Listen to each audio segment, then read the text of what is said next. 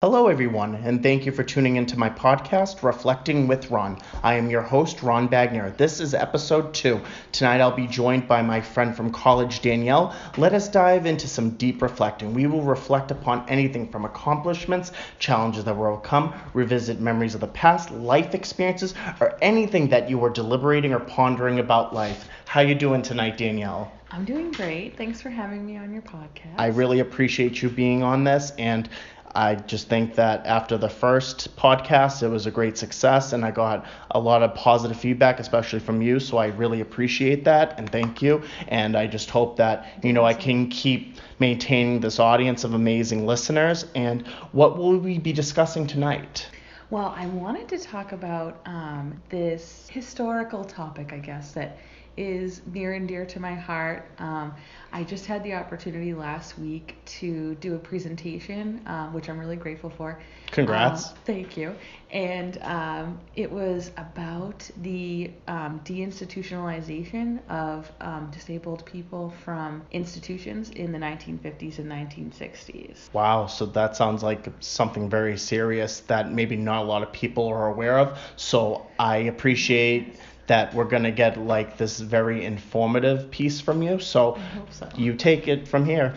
And that's what's cool. I had never learned about this whole piece of history in our own country until I was in college. And I just feel like it's really, really important that people understand what happened and how we've come today to serve the disabled people in our community. Absolutely. It was a huge, huge process. And it starts so long ago.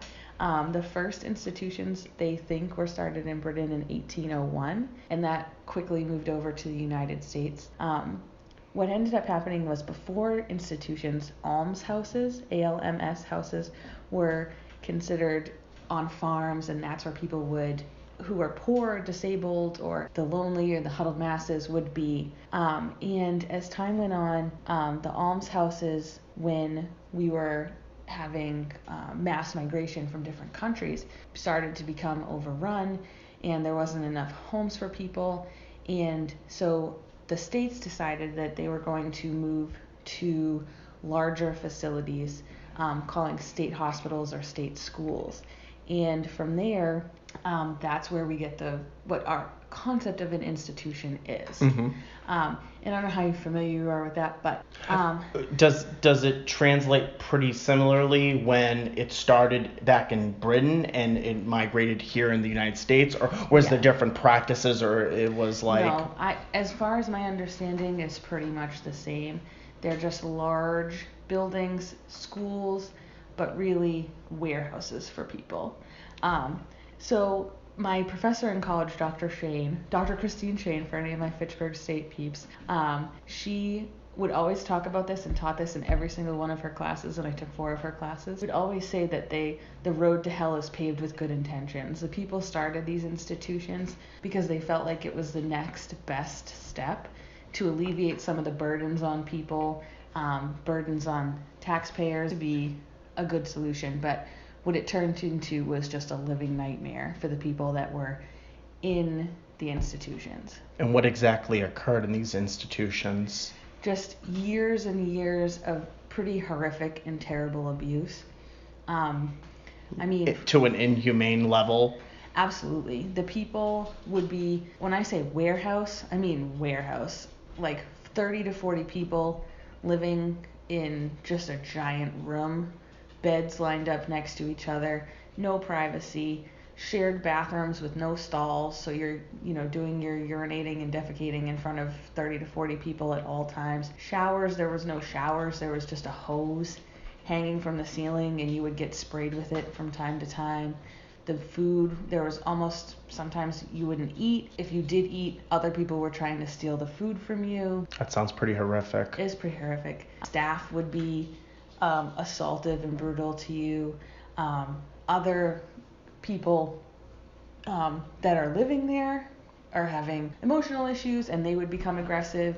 Just a lot of violence, sexual abuse, of course. And then part of why the institutions are so pushed back from society, if you ever go to see one, you'll see that it is tucked away. It's on a large parcel of land. The road into it will be miles long. It's far away from the general population. Right. And they wanted it to be tucked away that way because they wanted to keep the people out of sight, out of mind. Out of sight, out of mind. But because they had this belief, at the time it was a popular belief called eugenics, and that concept is that certain people have genes are just not as good as other people's genes, and they wanted to prevent those people from reproducing. So the people that were in the institutions were pushed away so that they wouldn't have access to the general population because they believed that those people reproducing would pollute, that was the word they used, the genetic makeup they went there of other people, and even take it a step further, that they would forcibly sterilize the people in the institutions. They estimate it's between 60 and 70,000 people were sterilized against their will during that period of time. So the abuse, I mean, there are other times in history where the abuse was like that. Yes. But in our country, and it wasn't beneficial to the patients for certain, because with the wide array of mental disabilities, some, if they were in close quarters, or if they were, confronted with, human touch or anything else, that would just further exacerbate their condition and have them freak out. And then in turn, it's just this vicious cycle of them getting beat down or, being mistreated for something that they have, and they're not getting the proper care that they need to facilitate their condition. Growth, yeah. But honestly, that wasn't their prerogative. No, that was at the bottom of the priority list. Exactly. Our goals today are to build independence and get them involved in the community, and that was the exact opposite of what they were trying to do. So yeah, I think we're repaving that pavement, and we're hopefully to a brighter future. We can hope. Yes. We can definitely Independence is key, and I think that a lot of people can do it, especially if they corral together and they just implement the right, support groups and everything else, and just, that reassurance. I think it would go a great way. And in the 1950s and 1960s, that's exactly what they wanted. Was in the 1950s and 60s, you started to see more people advocating, more people saying, I want to have my kid at home with me, but I need supports in order to do that. Or I want to help this person be independent, but I need supports to do that. And which is not unreasonable in any way. Absolutely. And more fiscally responsible. Absolutely. But neither here nor there. So this 50s and 60s was just a really cool push. You see, celebrities would be coming forward and saying, oh, I had a child, I've just taken them out of the institution. You can do it too. And really pushing for that community-based independent supports. Was it almost essentially a movement? Yes. Yeah, for sure. Yeah.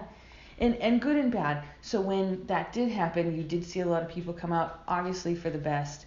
You want people out into the community, but it was during that era that where segregation was really intense and everything, and it was still a very pressing issue, and it was kind of dividing almost like church and state essentially. It just wasn't a good time, and I'm sure this wasn't a priority in some people's, and there was a lot of push. There needed to be more supports, and what you saw was sometimes you go from one institution to another, where the people would offend against the law because they didn't have the right supports, and then they go to jail. Right. And then you end up, which is just another institution.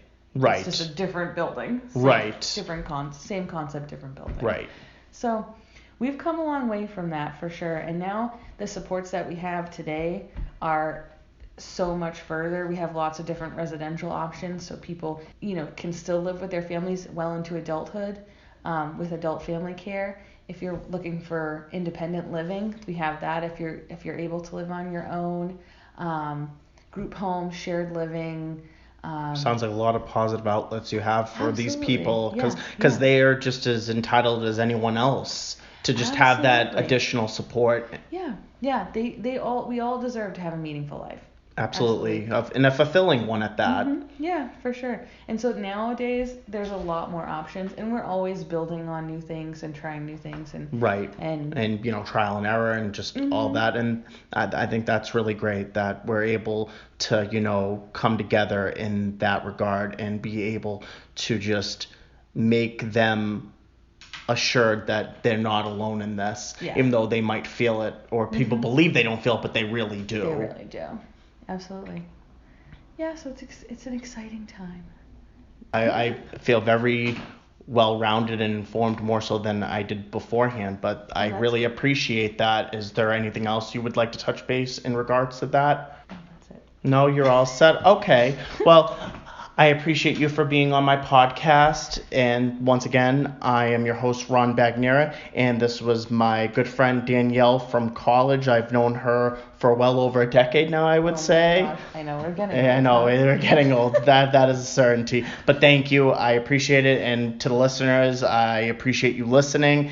And as always, let us make a connection after a deep reflection. Thank you and have a great night.